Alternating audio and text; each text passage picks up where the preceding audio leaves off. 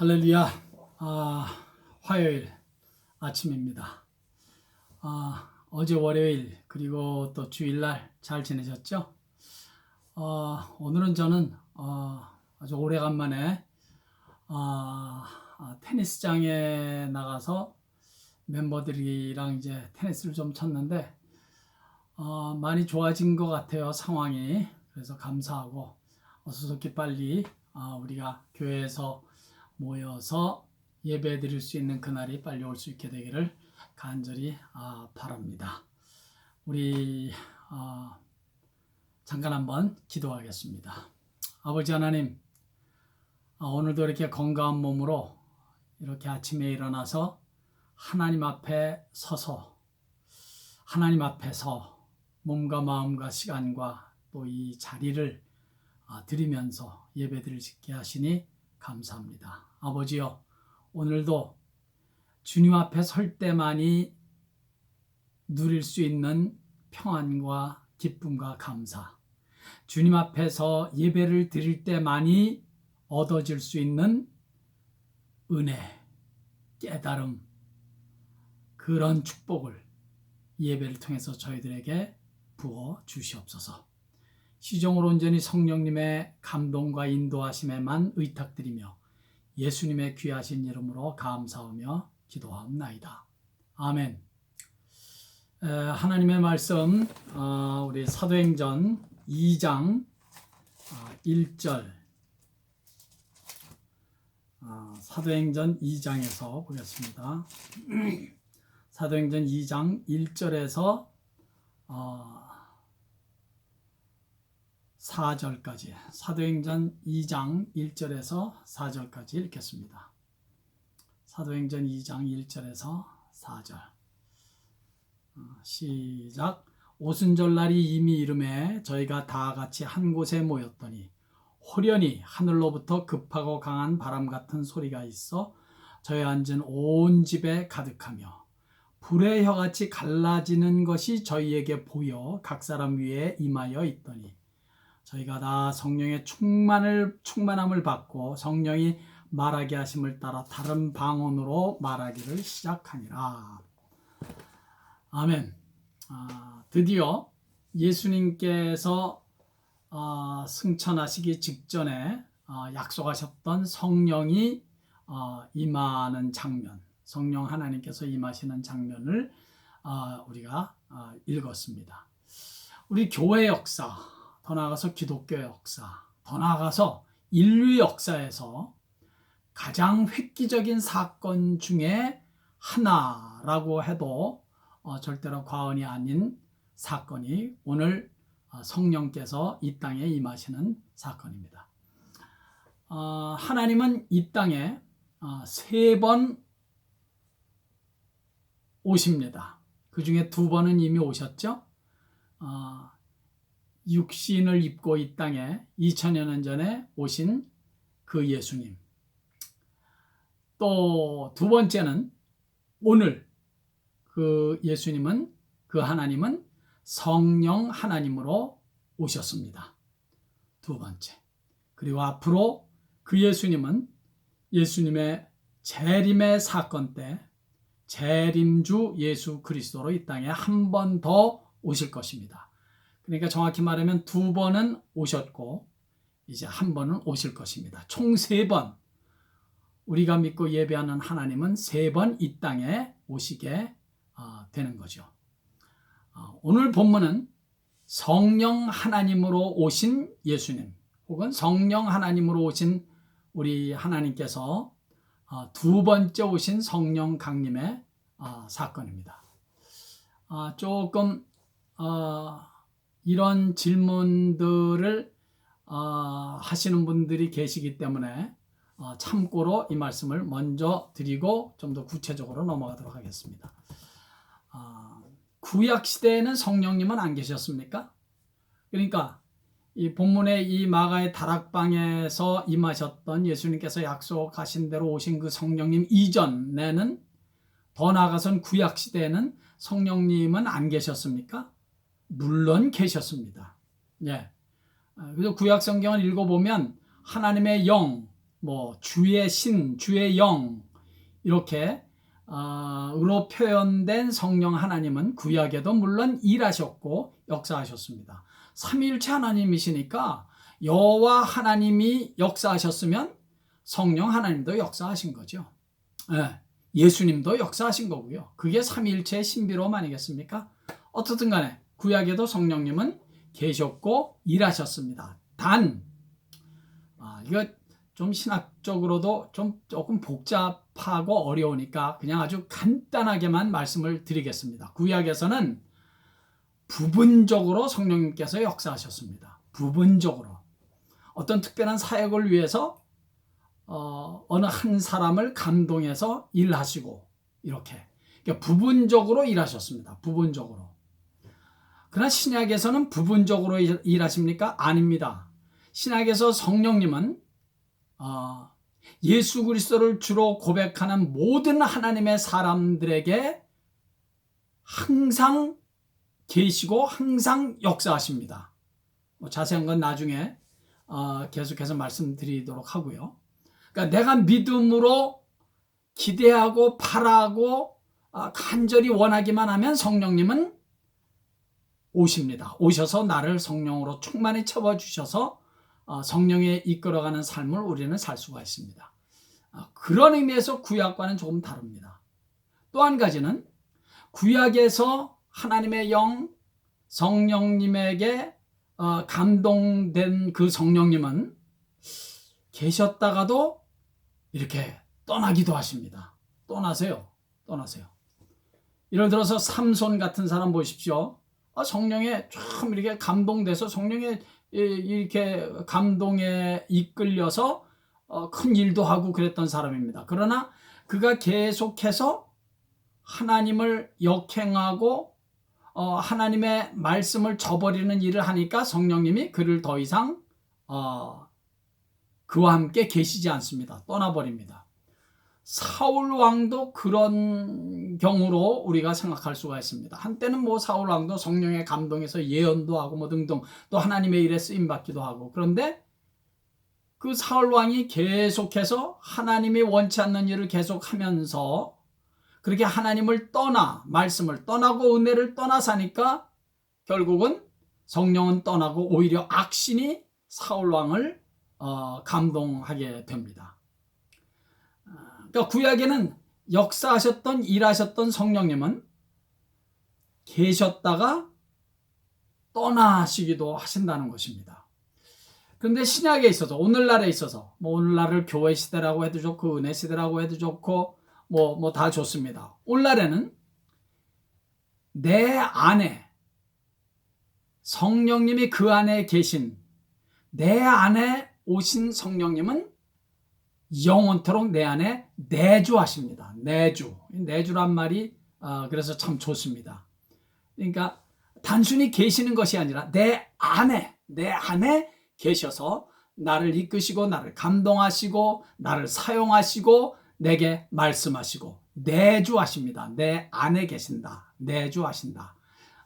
영어로 dwell이라는 표현이 있죠. dwell이란 말은 산다는 말인데 단순히 live, live 그냥 죽었다 살았다 그런 생존의 의미에서 live 그냥 살아있다 그러는 의미가 아니라 dwell이란 말은 아주 뿌리를 내리고 함께 같이 영원히 사는 것 dwell 이라는 표현을 씁니다. 그러니까 성령님은 이제 우리에게 오셔서 내 안에 계시면서 나를 감동하시고 나를 때로는 책망도 하시고 나를 격려도 하시고 내게 말씀하시고 나를 감동하셔서 내 안에서 내주하시면서 나를 이끌어 가십니다. 그러니까 구약과 신약은 그런 의미에서 조금 다르다 하는 거 꼭 기억하시기를 바랍니다. 그 말을 저 유명한 그 목사님 마틴 로이드 존스라는 목사님은 이렇게 표현을 했어요. 그냥 참고로 알아보시면 좋을 것 같습니다. 그러니까 마틴 로이드 존스 목사님은 구약에서 성령님은 그냥 함께 계셨다. with us. 함께 계셨다. 그런데 신약에서 오늘날에는 성령님은 within 내주하신다. 우리 안에 내주하신다. 그렇게 말씀하셨는데 참 의미가 있는 좋은 말씀이라고 생각합니다. 그렇습니다. 성령님은 우리와 그냥 같이 계시는 정도가 아니라 내 안에 내주하십니다. 그래서 나를 인도하시고 깨닫게 하시고 감동하시고 이끌어 가시고 책망도 하시고 말씀하시고 내 안에서 내주하십니다. within us. 참고로 꼭 기억해 주셨으면 좋겠습니다. 그러니까 우리는 그 성령님을 그냥 늘 갈망하고 말이죠. 그 성령님에게 늘 의지하고 말이죠. 그 성령님과 대화하고 그 성령님을 부르고 말이죠. 그렇게 우리는 그 성령님과 얼마든지 우리는 그 성령님과 함께 더불어 이 믿음 생활을 해갈 수 있는 것입니다. 그런 은혜가 있기를 간절히 바랍니다. 우리가 한 가지 확실히 알 것은 오늘 이 오순절 날의 성령의 역사, 성령 강림이 왜 중요한 거 아니? 성령 하나님이 성령님께서 오시지 않았으면 우리는 절대로 예수 믿을 수 없었습니다. 성령님의 감동이 없이는 우리는 절대로 예수 믿을 수 없습니다. 예수님을 만날 수도 없고 예수 믿고 싶은 마음도 생기지 않고 믿을 수 없고 신앙생활 자체가 불가능합니다.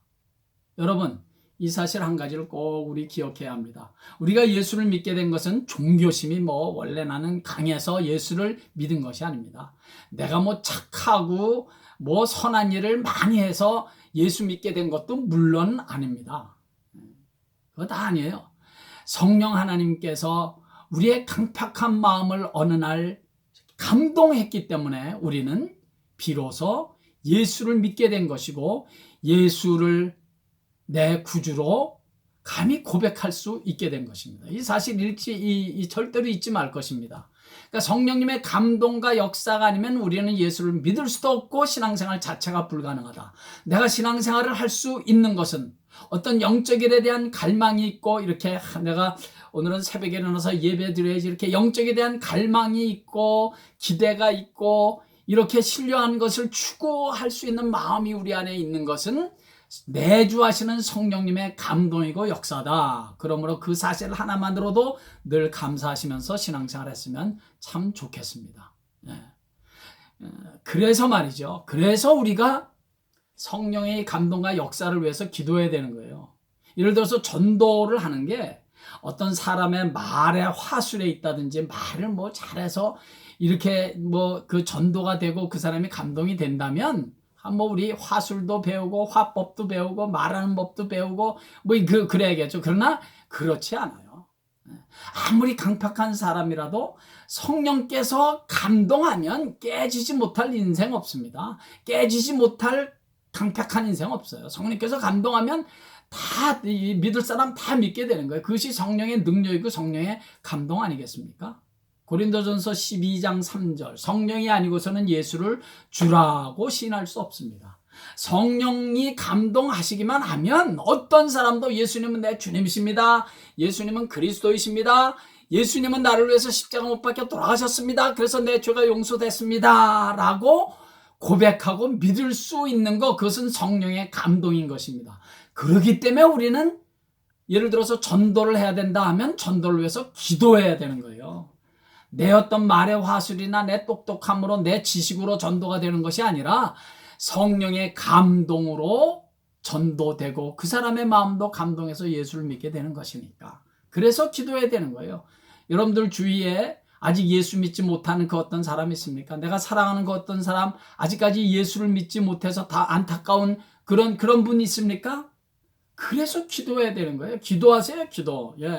기도하십시오. 기도하면 내 기도를 들으시는 살아계신 하나님께서 내 기도를 들으시고 언젠가 그 사람의 마음을 성령님께서 감동하면 예수 앞에 나오게 되고 자복하고 통회하고 회개하면서 하나님의 아들, 딸들이 되게 되는 것입니다. 그러므로 믿지 않는 그 어떤 사람, 그 사람이 내 자녀든지 부모든지 내가 사랑하는 그 어떤 사람이든지 우리 열심히 기도해서 성령이 감동하면 그 사람이 예수 앞에 나올 수 있으니까 그 역사를 많이 남은 평생 우리 체험하고 경험할 수 있기를 예수의 이름으로 간절히 축복합니다. 자, 오순절날의 성령의 강림의 역사. 우리 오순절 하면 어떤 생각을 먼저 여러분들은 드십니까? 오순절 하면 적지 않은 분들이 말이죠. 오순절 하면 성령의 역사에서 방언을 말한 거. 네, 그래서 오순절 하면 어떤 성령의 은사, 성령의 은사, 어떤 은사에서 그러니까 병 고치는 은사든지 방언하는 은사든지 방언 해석하는 은사든지 어떤 눈에 보이는 가시적인 은사를 먼저 생각하게 돼요. 오순절날의 성령 역사하면 물론 맞아요. 틀리지 않아요. 그러나 그것은 성령이 역사하신 가장 중요한 목적은 절대로 아닙니다. 그래서 성령이 오순절날의 역사에서 부분적으로 나타난 한 현상일 수 있어요. 예, 방언했어요. 예, 그런 기적이 일어났습니다. 그냥 그 바람 같은 그 성령의 역사, 그래서 그 불의 혀같이 갈라지는 그런 은사, 불, 바람, 이런 현상이 나타났다고요. 그래서 우리는 성령의 강림하면 자꾸 그런 눈에 보이는 현상을 먼저 생각하는데 그건 그렇게 건강한 생각이 아닙니다. 우리 꼭 한 가지 잊지 말 거. 성령이 오순절날의 성령 강림의 역사는 크게 두 가지 목적이 있습니다. 이거 절대로 잊지 마시고 꼭 기억을 잘 해주시기 바랍니다. 첫째는 오순절날의 성령의 역사는 그런 방언이라는 은사를 주시기 위해서 절대로 그렇지 않습니다. 가장 중요한 성령 강림의 목적, 그것은 교회를 세우기 위함입니다. 오늘날의 눈에 보이는 이 지상교회, 하나님께서는 지상교회를 통해서 이제 복음을 전하실 계획을 가지시고 그 일을 하시기 위해서 그 하나님의 원대한 목적, 이 땅에 지상교회를 세워서 그 교회를 통해서 십자가의 복음, 예수의 복음, 구원의 복음, 영생의 복음, 이 복음을 전하시기 위해서 교회를 이 땅에 세우시는 거, 그것이 오순절날의 성령 강림의 가장 중요한 목적입니다. 그것을 위해서 그 중에 그 성령의 역사 가운데 하나인 방언의 은사도 있을 수 있는 거고 그 어떤 기적도 있을 수 있는 것입니다. 그러나 가장 큰 목적은 이 땅 위에 주님의 몸된 교회, 그 교회를 통해서 예수의 복음, 십자가의 복음, 부활의 복음을 전파하시기 위해서 교회를 세우는 것이 성령 강림의 가장 중요하고 가장 큰 목적이다 하는 거 꼭 잊지 마시기 바랍니다. 두 번째, 오순절날에 성령이 강림하신 목적은 제가 지난번에도 강조했습니다마는 그렇게 교회를 세우기 위해서 누가 교회를 세웁니까? 성령 하나님이 교회를 세우시는데 누구를 통해서 세웁니까? 사람을 통해서 세우는 거거든요. 예수님의 12 제자들을 통해서 제일 먼저, 그리고 120문도 혹은 500명 그 이상 그 성령의 충만한 사람들이 교회를 세우고 교회를 섬기고 그래서 교회를 통해서 복음을 전할 수 있게 된 거 아닙니까? 그러니까 이제 예수님의 제자들에게 성령을 부어주셔서 담대하게 복음을 전할 수 있는 능력을 부어주시기 위해서 오순절날에 성령이 역사한 것입니다. 그 말은 다른 말로 말하면 성령을 받기 전에 예수님의 수제자 베드로, 계집종 앞에서 예수님을 3번씩이나 부인하고 마지막에는 저주까지 한 그 계집종이 무서워져 절절절절 매서 예수님을 이 부인까지 하고 마지막에는 저주까지 한 그런 제자 베드로를 통해서 무슨 교회를 세우고 무슨 주의 일을 하겠습니까? 어떻게 복음이 전파되겠냐고요? 어찌 베드로뿐만이겠어요? 예수님의 제자들 다 도망갔어요. 문 꽉꽉 닫아 걸고 그냥 두려워 떨고 있었잖아요. 그런 사람들을 통해서 무슨 교회를 세우고 무슨 그런 사람들을 통해서 복음이 전파되겠습니까? 그래서 우리 예수님께서는 성령을 그 제자들에게 부어주심으로 그 어떤 유혹이나 그 어떤 고난이나 역경이나 그 어떤 그런 그 고난 가운데서도 그 고난과 그 역경과 그 두려워할 수밖에 없는 그런 상황 속에서도 당당히 복음을 외칠 수 있는 능력을 부어주시기 위해서 성령을 부어주신 것입니다. 그 성령의 능력을 받지 않고서는 절대로 예수님의 제자들은 사도로서의 사명 감당할 수 없어요. 우리가 신앙생활하는데 얼마나 많이 시험도 많이 있고 유혹도 얼마나 많이 해요. 죄의 유혹, 사단의 유혹, 마귀의 유혹이 얼마나 많아요. 그 유혹을 이길 수 있는 능력은 성령을 받아야 되는 것입니다. 그것이 오순절날의 성령의 역사의 목적이에요. 예. 우리가 내가 사랑해야지, 내가 이제 예수 믿으니까 사랑해야지. 그런데 그 사랑하는 일에 얼마나 성공합니까? 내 마음대로 안 돼요. 내가 용서해야지. 얼마나 용서를 잘하고 계십니까? 잘 안 돼요. 그런데 성령의 능력을 내가 받으면 내가 나를 봐도 믿어지지 않게 사랑할 수 있고 내가 나를 봐도 믿어지지 않게 용서할 수 있는 용서의 사람이 되는 것은 성령의 능력이 내게 임하기 때문입니다. 그러니까 오순절날의 성령의 강림의 역사는 능력을 이제 내가 공급받는 것입니다. 그래서 성령 받기 전에 그 두려워 무서워 떨던 그 연약한 제자들과 같이 그렇게 신앙생활하는 것이 아니라 이제는 성령의 능력을 받아서 고난을 이기고 역경도 이기고 그 어떤 핍박에도 당당하게 그 자리에서 일어나서 너희들이 죽인 예수를 하나님이 살리셨다라고 외칠 수 있는 담대한 사람, 용기의 사람으로 변화된 것은 성령의 능력을 받았기 때문입니다. 그렇기 때문에 사랑하는 여러분, 우리가 성령의 능력을 받아야 이 믿음생활, 이 신앙생활에서 성공할 수 있는 거예요. 조그만 시험 앞에, 조그만 어떤 고난 앞에, 나 기도도 했는데 예수님이 안 계신 것 같아. 내 기도 안 들어주시는 것 같아. 그리고 그냥 삐지고 그냥 교회 좀 며칠 나오다가 또 간두고 그런 거 왜 그렇습니까?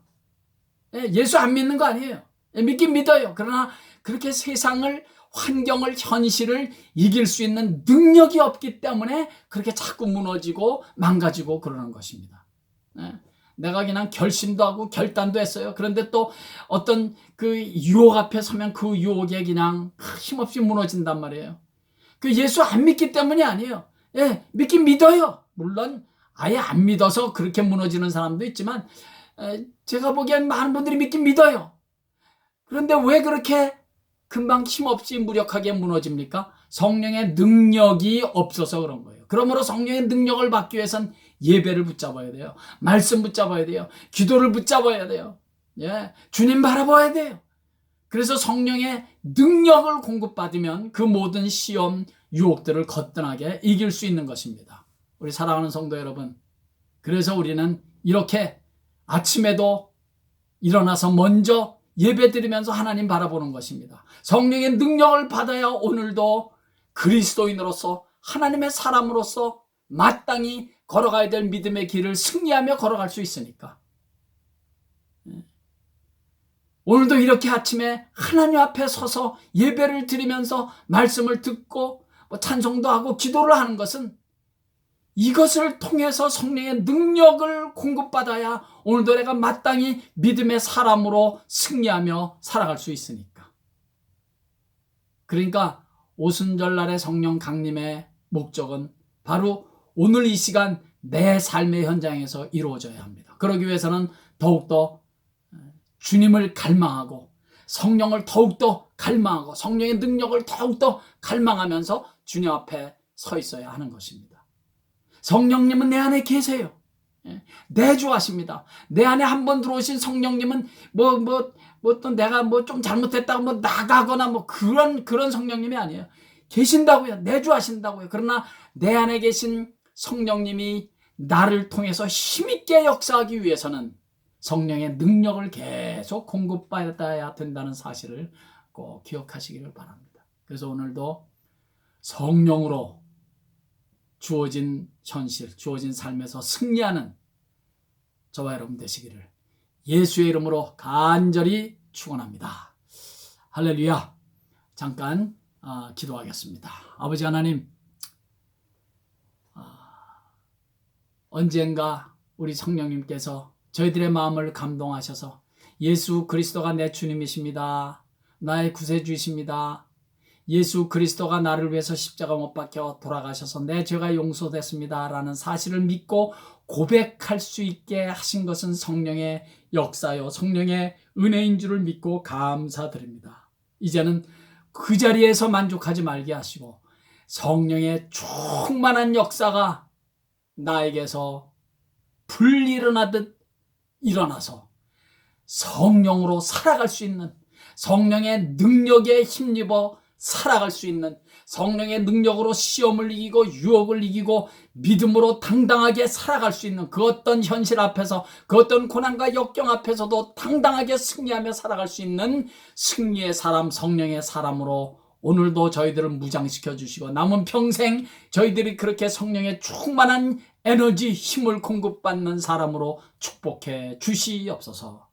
예수님의 귀하신 이름으로 축복하고 기도하옵나이다. 아멘. 우리 이제 이 예배 끝나고 나면 여러분들의 집 그 어느 자리에서 우리 함께 기도하는 시간을 꼭 여러분들이 갖기를 바랍니다.